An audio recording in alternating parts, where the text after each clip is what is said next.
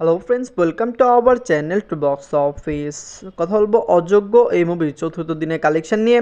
Boomerang এই মুভির চতুর্থ দিনের কালেকশন নিয়ে আপনারা জানেন মেগাস্টার সুপারস্টার জিৎ স্যারের বুমরাং নিজেদের চতুর্থ দিন কমপ্লিট করেছে।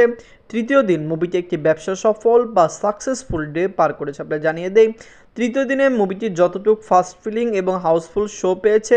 আপনারা জানেন ফার্স্ট ফিলিং মানে অলমোস্ট হাউসফুল এবং হাউসফুল মানে তো পুরোপুরি সকল টিকিট বিক্রি।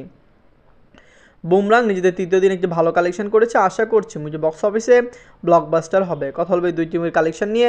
ভিডিও ভালো লাগে তো লাইক করবেন এবং এখনও যদি বক্স অফিস চ্যানেলটি সাবস্ক্রাইব না করে থাকেন, সবার আগে সকল মুভির latest update plus box office collection জানার জন্য আমাদের চ্যানেলটি সাবস্ক্রাইব করে নেবেন।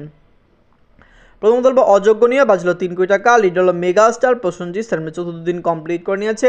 মেগাস্টার প্রসেনজিৎ স্যার খুবই বড় মানের অ্যাক্টর। আপনারা জানেন বাংলার দর্শকরা তাকে কত ভালোবাসেন, তার ফিল্ম কত টাকা আয় করে পুরো ওয়ার্ল্ড মার্কেটে। আমরা যেরকম এক্সপেক্ট করেছিলাম অযোগ্য এর চেয়েও ভালো কালেকশন করেছে। আপনারা জানেন অযোগ্য এবং বুমেরাং দুইটি ফিল্ম কিন্তু সরাসরি ক্ল্যাশ করেছে, কিন্তু দুইটি ফিল্ম আমার মনে হয় ক্ল্যাশের উইনার হতে পারে।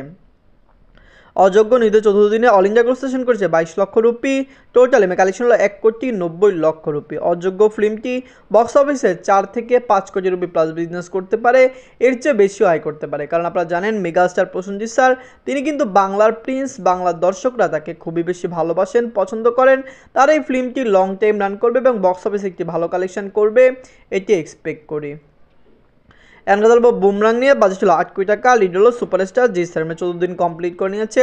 সুপারস্টার জিৎ স্যার অভিনীত বুমরাং ফিল্মটি একটি ব্লকবাস্টার ফিল্ম। বাংলার দর্শকরা এই মুভিকে সাপোর্ট করেছে। আর তৃতীয় দিনের কালেকশন তো বললাম, শুধু তৃতীয় দিন নয়, প্রথম দিন দ্বিতীয় দিনও মুভি ভালো কালেকশন করেছে। চতুর্থতম দিনে এসেও মুভির কালেকশন ভালো। আমরা আশা করছি মুভি বক্স অফিসে 10 কোটি রুপি প্লাস বিজনেস করবে। আপনারা জানেন সুপারস্টার জিৎ স্যার বিগত বছরগুলিতে কমার্শিয়াল ফিল্ম বেশি করলেও তিনি এবার সায়েন্স ফিকশন কমেডি ফিল্ম নিয়ে আসলেন, যেটি দর্শকদের ভালো লেগেছে এবং দর্শকদের পজিটিভ রিভিউ পাওয়ার কারণেই কিন্তু মুভিটি নিজের তৃতীয় দিন এতগুলি হাউসফুল এবং অলমোস্ট হাউসফুল শো দিতে পারলো। নিজের চতুর্থ দিনে অল ইন্ডিয়া গ্রোস সেশন করেছে 28 লক্ষ রুপি।